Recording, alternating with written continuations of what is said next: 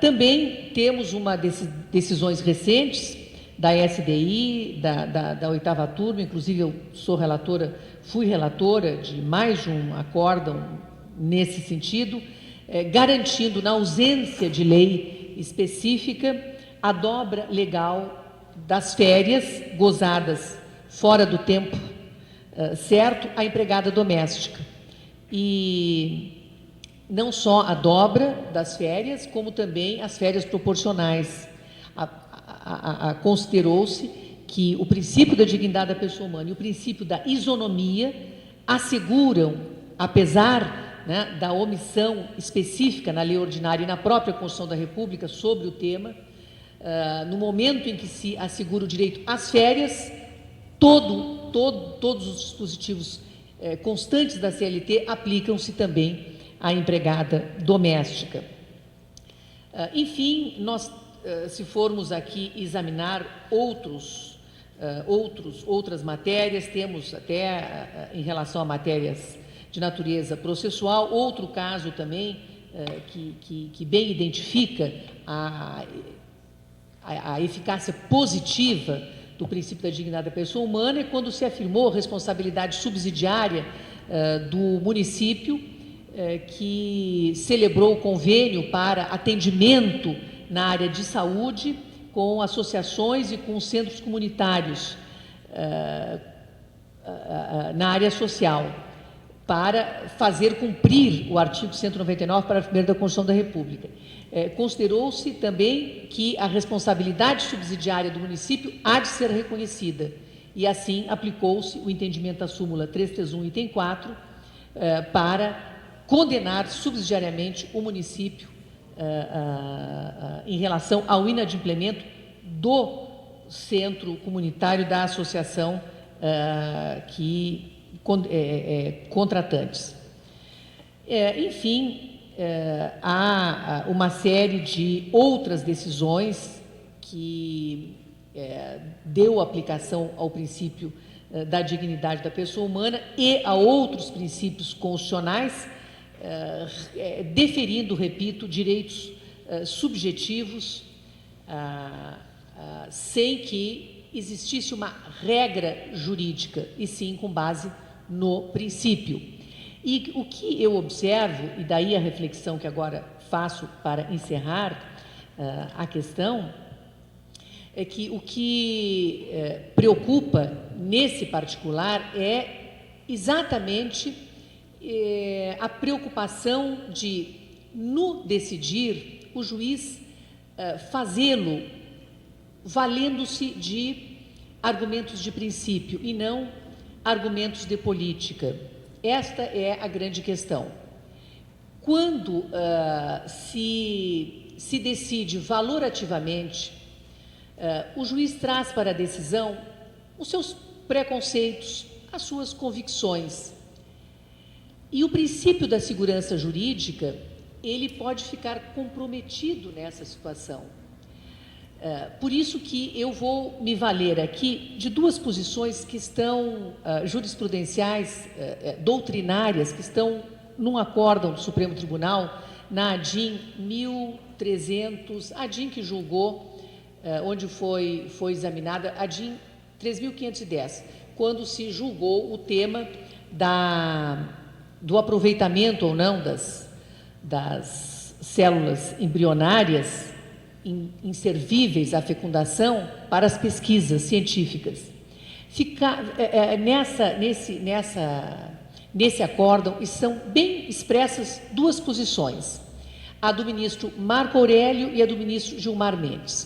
O ministro Marco Aurélio sustenta, na linha de Dworkin, que o Supremo Tribunal Federal, assumindo o papel de legislador positivo, ele contraria e não protege a Constituição.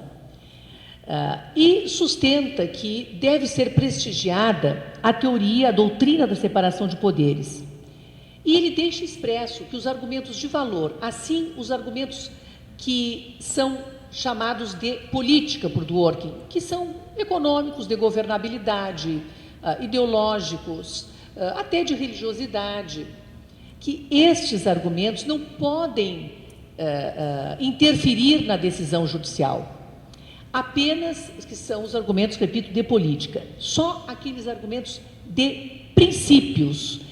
A decisão judicial deve considerar, e observando a teoria da separação dos poderes, que é a norma pétrea da Constituição, deve considerar argumentos, portanto, de princípios sistematizados no ordenamento jurídico. Já o ministro Gilmar Mendes defende a posição doutrinária de Alexis, que foi referida no voto do TST, que aqui identifiquei no caso da gestante, sem concurso público. E o que está expresso no voto do ministro Gilmar Mendes na ADIM? Que o Supremo profere decisão que demonstra seu austero compromisso com a defesa dos direitos fundamentais no Estado Democrático de Direito. E delimitar o âmbito de proteção dos direitos fundamentais à vida e à dignidade humana é tarefa que transcende os limites do jurídico e envolve argumentos de moral, política e religião. Então, ele admite que esses critérios valorativos possam e devem interferir na decisão judicial. E conclui que importantes questões nas sociedades contemporâneas têm sido decididas não pelos parlamentos, mas pelos tribunais constitucionais, que é o que ocorre no Tribunal Constitucional alemão. Muitas vezes o parlamento não edita, né, uma lei porque a Corte Constitucional pode definir direitos no julgamento do caso concreto.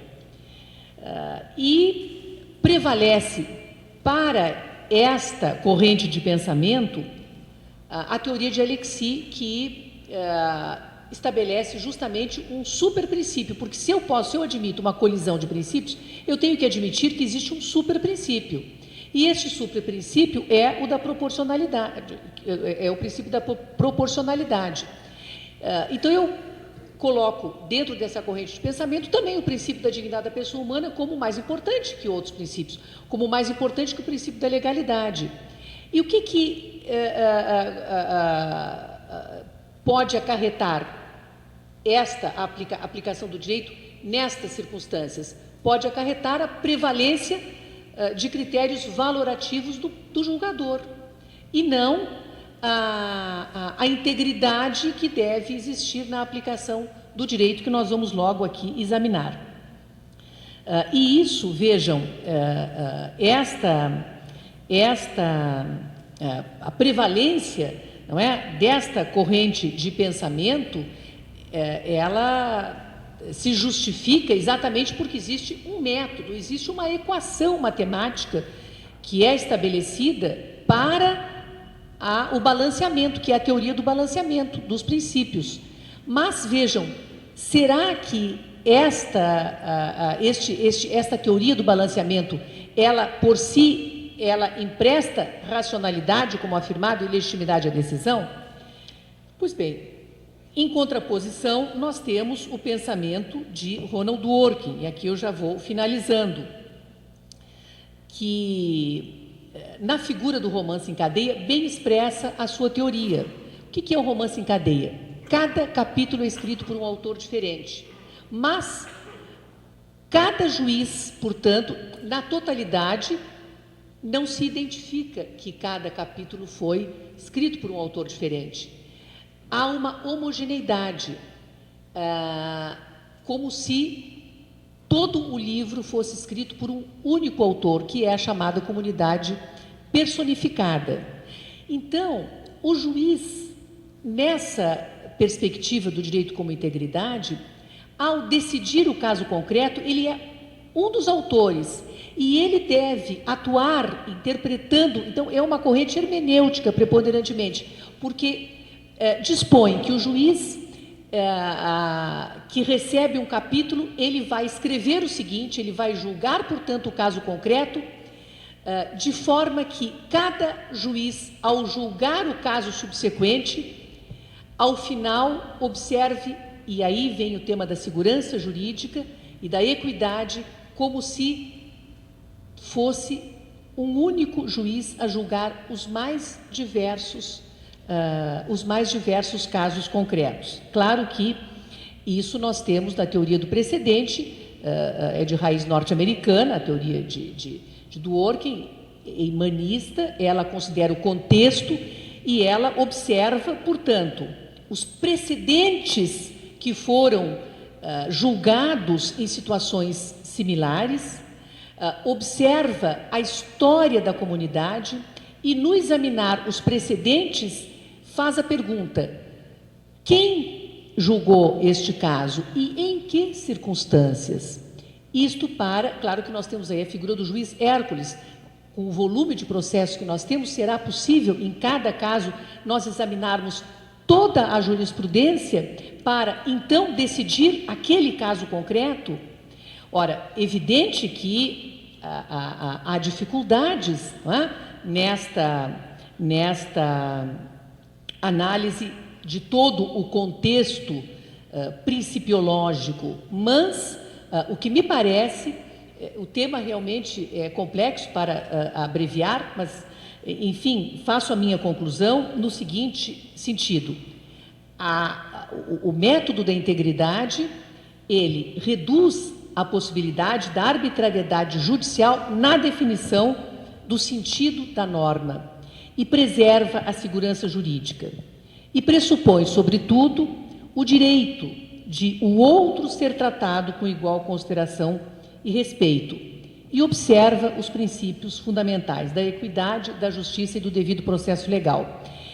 E a importância, portanto, de considerar esse contexto na afirmação concreta do direito subjetivo com base no princípio constitucional, ela tem muita importância hoje, porque cada vez mais nós temos na figura dos juízes um pouco, hoje, a figura de legisladores. Por isso, a importância dessa reflexão aqui, absolutamente superficial, no sentido de que não podemos, pelo tempo, completar, digamos assim, completá-la, mas ficam estas sementes para que sobre ela possam todos refletir e até amadurecer esse nosso pensamento, a propósito do assunto. Muito obrigada.